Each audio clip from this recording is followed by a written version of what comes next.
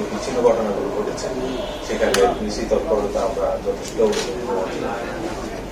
চেষ্টা করছি। আমরা যারা অপরাধী তাদেরকে আইনের আওতায় নিয়ে আসার জন্য রাস্তার উপরে একটা ঘটনা সংঘটিত হয়েছিল।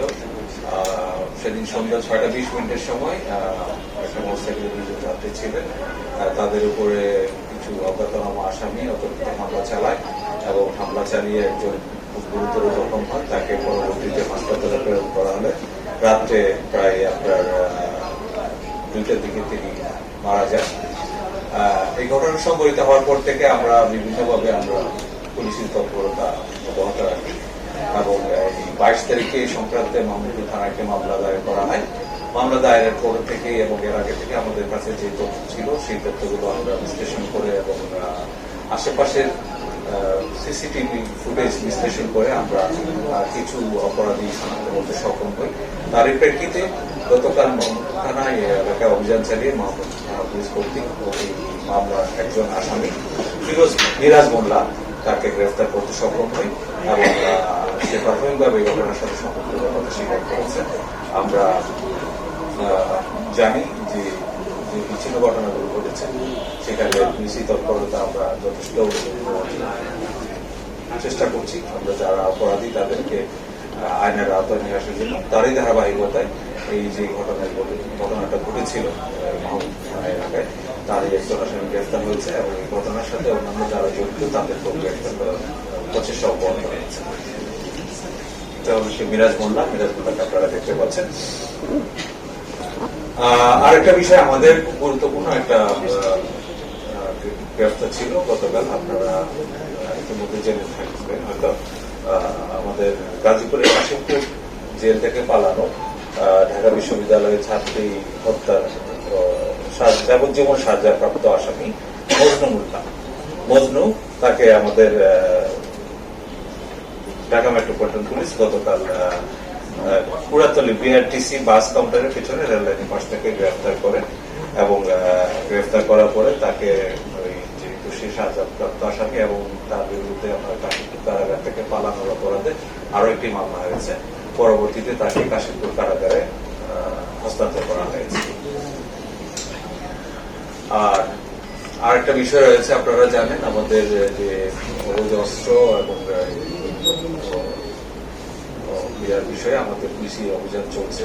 তার ধারাবাহিকতায় আমাদের যে গোয়েন্দা তথ্য এবং অন্যান্য তথ্যের ভিত্তিতে আমাদের ঢাকা মেট্রোপলিটন পুলিশের গুলশান থানা গতকাল একটা পিস্তল সহ 29 রাউন্ড গুলি এবং 38 রাউন্ড শটগানের কার্তুজ উদ্ধার করেছে। এটা উদ্ধার হয়েছে গতকাল আপনার দুপুরে গুলশানের মানারাত ইউনিভার্সিটি সংলগ্ন চেকপোস্ট 10-এর পাশে লেকপাড় ময়লার স্তূপ থেকে। এটা পরিত্যক্ত অবস্থায় উদ্ধার করা হয়েছে। এই অস্ত্রটা হচ্ছে ওয়াল্টার PK 7.65 পিস্তল, এটা জার্মানির তৈরি। এটা আপনারা সামনে আমাদের রয়েছে। এর ভিতরে আপনার গুলি পাওয়া গেছে আপনার 29 রাউন্ড এবং 38 রাউন্ড শটগানের গুলি। এটা ছিল আমাদের অন্যতম একটা গুরুত্বপূর্ণ রিকভারি। এর বাইরে আমরা দেখেছি আপনার যে উত্তরায় ছাত্র হত্যার অন্যতম আসামি মতি গ্রেফতার। আপনারা জানেন সাম্প্রতিক ছাত্র জনতার অভ্যুত্থানের যে বিভিন্ন গোষ্ঠী অভ্যুত্থানটাকে এই আন্দোলনটাকে বিভিন্ন প্রান্তে প্রভাবিত করার জন্য এবং ছাত্রদের উপরে নানাভাবে তারা হুমকি দিয়েছে এবং আক্রমণ করেছে।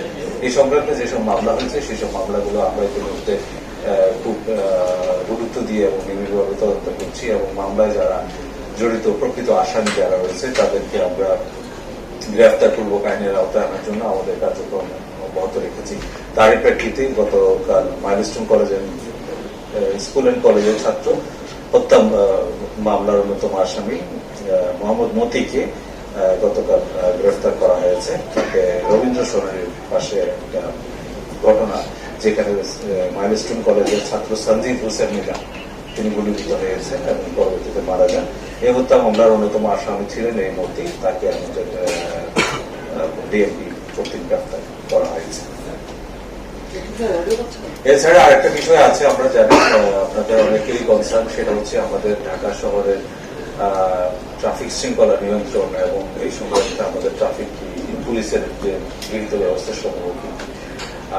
আপনারা জানেন যে বর্তমান পরিস্থিতিতে রাজধানীতে আমাদের যে ট্রাফিকের রাস্তাঘাটের যে শৃঙ্খলা সেটা সব নিয়ে আমাদের ঢাকা মেট্রোপলিটন পুলিশের ট্রাফিক বিভাগের পক্ষ থেকে আমাদের নিয়মিত কার্যক্রম চলছে এবং এই বিষয়ে যেন আপনার ব্যাটারি চালিত রিক্সা, তারপরে অন্যান্য কিছু রিক্সা বা কোনো কারণে যেন সড়কে চলাফেরা করতে না পারে সেই জন্য আমরা আমাদের নিয়মিত কার্যক্রম চালাচ্ছি। গত 21 সেপ্টেম্বর এই সংক্রান্তে আমাদের যে অভিযানে যেটা প্রায় 734টি নিয়মিত মামলা রুজু করা হয়েছে এবং একই সময়ে প্রায় 31 লাখ টাকার মতো জরিমানা ধার্য করা হয়েছে এবং এই একই সময়ে 64টা গাড়ি ডাম্পিং করা হয়েছে এবং 35টি গাড়ি রেকারিং করা হয়েছে। আমাদের ঊর্ধ্বতন কর্তৃপক্ষ বিভিন্ন অংশীজন যারা রয়েছে, যারা বাস ট্রাক মালিক সমিতি আছে, তাদের সাথে নিয়মিত বৈঠক করে যাচ্ছেন এবং এই সংক্রান্তে আমরা তাদের করণীয় আমরা তাদেরকে বলছি এবং একই সাথে তাদের কোনো যদি পরামর্শ থাকে সেসব আমরা মনোযোগ দিয়ে শুনছি। কিভাবে আমরা নগরবাসীকে একটা সুন্দর এবং সুশৃঙ্খল পরিবেশ আমরা দিতে পারি সে ব্যাপারে আমাদের চেষ্টা চলছে।